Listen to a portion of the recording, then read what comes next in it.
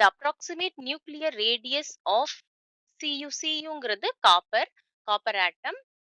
அதே மாதிரி இந்த இடத்துல Cu இந்த இடத்துல இந்த சிம்பல் வச்சு இதோட மாஸ் நம்பர் என்ன, அட்டாமிக் நம்பர் என்னங்கிறது நம்ம தெரிஞ்சுக்கலாம். ZXAன்னு போடுவோம்.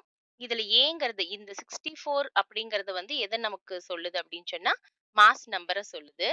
இன் ஃபெர்மி நமக்கு நியூக்ளியர் ரேடியஸ் வந்து ஃபெர்மில கேட்டிருக்கிறாங்க. அதோட ஆன்சர் என்ன அப்படின்னு கேட்டிருக்கிறாங்க.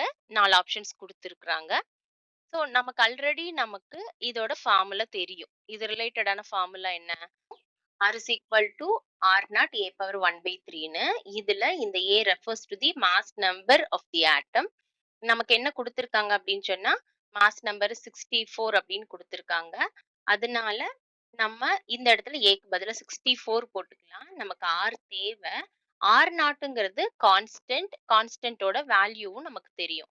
So A value R not வேல்யூவை நம்ம சப்ஸ்டியூட் பண்ணோம்னா நமக்கு ஆட்டோமேட்டிக்கா என்ன கிடைச்சிரும்னா ரேடியஸ் ஆஃப் காப்பர் நியூக்ளியஸ் வந்து காப்பர் வந்து கிடைச்சிரும். அப்ப என்ன பண்றோம், இது வந்து ஒர்க் அவுட் பண்றோம். A வந்து 64 நம்ம ஃபார்முலா எழுதிக்கலாம். ஆல்ரெடி நமக்கு எதுல கேட்டிருக்காங்க அப்படின்னு சொன்னா ஃபெர்மில தான் நமக்கு கேட்டிருக்காங்க.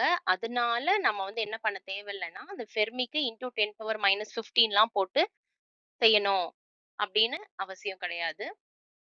ஸோ ஆர் நாட்டோட வேல்யூ 1.2, ஏயோட வேல்யூ 64 பவர் 1/3. 64 வந்து 4 கியூப்னு எழுதலாம்.